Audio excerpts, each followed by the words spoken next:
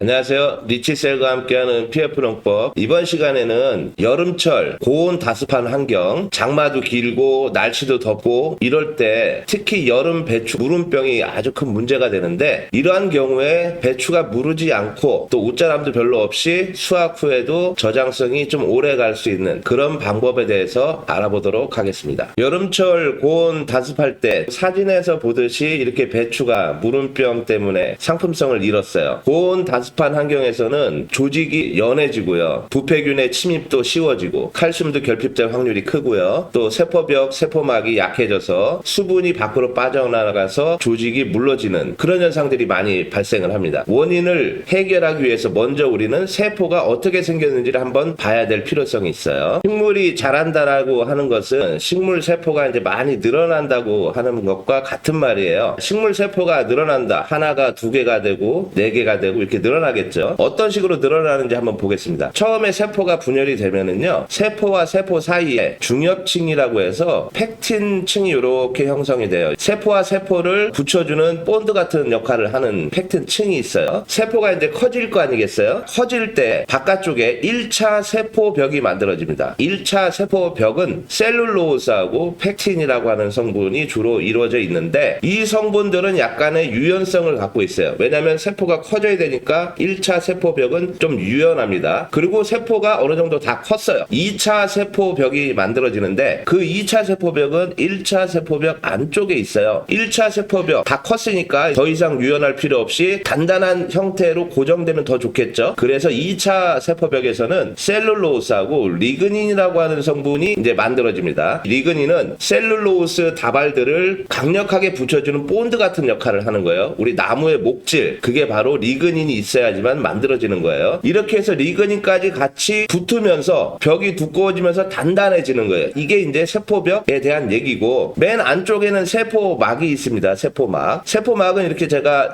그림에서는 이렇게 일자로 쭉 선으로 되어 있지만 실제로 확대해서 보면은 이런 모양으로 되어 있어요. 지난 시간에 말씀드렸던 칼슘 채널이라고 그랬죠. 칼슘이 왔다 갔다 하는 통로. 그 칼슘 채널도 이 세포막 안에 있고요. 세포막은 세포 안쪽도 물이고요. 세포 바깥쪽에도 물이에요. 그렇기 때문에 그 경계를 이루어줘야 되기 때문에 이렇게 성냥처럼 생겼지만 이쪽은 물을 좋아하는 성분이 있고요. 이쪽은 물을 싫어하는 성분이에요. 그래서 세포 안쪽과 바깥쪽에 물을 구분시켜 줄 수 있는 그런 역할을 하죠. 근데 이런 세포막이 힘을 잃었다, 불안정해졌다 그러면은 안쪽에 있는 물이 바깥쪽으로도 막 나오게 되겠죠. 이러한 세포의 원리를 알고 고온기 때 우리가 어떤 식으로 이 세포를 단단하게 유지해서 무름병을 예방할 수 있는지, 어떤 원소가 그걸 가능하게 해줄지 한번 보겠습니다. 첫 번째 볼 원소는 히토류입니다. 히토류가 칼슘을 대체할 만큼 강력한 물질이라고 지난 시간에 말씀을 드렸었습니다. 자, 세포벽을 강화시켜 주는데요. 칼슘과 유사하게 작용하여 팩틴과 셀룰로스의 결합을 강화시켜 줍니다. 1차 세포벽이 팩틴과 셀룰로스의 결합이라고 말씀드렸었죠. 두 번째는요, 칼슘의 이동 및 이용을 촉진시켜줘요. 히토류 이온이 칼슘 채널에 영향을 주어서 칼슘의 흡수와 이행을 도와줍니다. 세포 구조가 안정이 되겠죠. 그리고 칼슘 채널에 어떤 신호가 있다 그랬죠. 그런 신호에 의해서 각종 호르몬 분비가 되고 그걸 또 히토류가 조절해주는 역할을 한다고 말씀드렸었습니다. 세 번째는요, 2차 세포벽에 리그닌이 있다 그랬어요. 셀룰로스하고 리그닌이 이제 결합을 해서 2차 세포벽, 단단한 세포벽을 만들어서 무름병을 예방할 수가 있는데, 리그닌의 합성이 이제 시작이 돼야겠죠. 페닐알라닌이라고 하는 게 있어요. 이 페닐알라닌은 식물이 만들어내는 아미노산 중에 하나입니다. 페닐알라닌이 첫 번째 시남산으로 바뀌어요. 이 시남산으로 바뀌는 효소가 있어요. 페닐알라닌 암모니아 분해 효소. 히토류가 활성화시켜줍니다. 세포가 리그닌 잘 만들 수 있도록 도와주는 거죠. 히토류가 이런 리그닌 합성을 유도하는 첫 번째 신호를 준다, 이렇게 생각하시면 되겠습니다. 네 번째는요, ROS 억제 및 항산화 효과가 있어요. 고온기에는 세포 손상을 유발하는 활성산소가 막 증가를 해요. 히토류는 항산화 효소를 활성화시켜서 세포막의 손상을 억제시켜줍니다. 아주 좋은 기능이죠. 다섯 번째, 수분 조절 및 세포막을 안정화시켜줘요. 세포막 내에 이온 균형을 유지시켜줘서 고온 스트레스에서도 세포 내에 있는 내용물이 밖으로 유출되는 걸 좀 막아줍니다. 수분 손실을 막아주는 거죠. 그렇게 되면 배추가 물러지지 않는 거죠. 히토류 말고 또 한 가지 배추의 무름병의 세포를 단단하게 유지시켜줄 수 있는 원소가 하나 더 있습니다. 유황입니다. 유황도 좋은 역할을 하게 되는데요. 팩틴과 셀룰로스 구조적 안정에 기여를 하게 돼서 1차 세포벽이 좀 튼튼하게 이렇게 만들어지는데 기여가 되고요. 다들 아시다시피 유황은 항균 작용을 하잖아요. 배추 무름병이 생긴다 그랬을 때 외부에서 병원균의 침입이 아주 쉬워지거든요. 그런 것에 대한 항균 작용을 유황이 해주게 되겠죠. 항산화, 항스트레스 효과가 있어요. 고온 스트레스에 생기는 활성산소 그 제거에 유황이 도움이 됩니다. 또 하나는 세포 내 삼투압 조절과 수분 유지에 기여를 하게 돼서 무름병 예방이 가능하고요. 황이라고 하는 것은 메치오닌과 시스테인, 황아미노산을 만들잖아요. 글루타치온이라고 하는 면역 물질까지도 연결이 되는 거예요. 기능성 농산물 설명해 드릴 때 셀레노메치오닌, 셀레노시스테인, 셀레노아미노산들이 글루타치온 퍼옥시다제라고 하는 단백질 효소를 만들어서 글루타치온을 활성화시켜서 면역력을 높여준다, 이런 설명을 해드린 적이 있어요. 이럴 때 유황이 있어야지만 메치오닌, 시스테인이 만들어지고 그게 또 셀레노메치오닌, 셀레노시스테인으로 연결이 되겠죠. 이런 생합성에 황이 당연히 있어야겠죠. 그래서 유황이 식물 면역력에도 아주 큰 도움이 되는 겁니다. 이제 여러분들은 히토류하고 유황 요 두 가지만 잘 활용해서 사용하면 고온 다습한 환경에서 웃자람도 억제되고 배추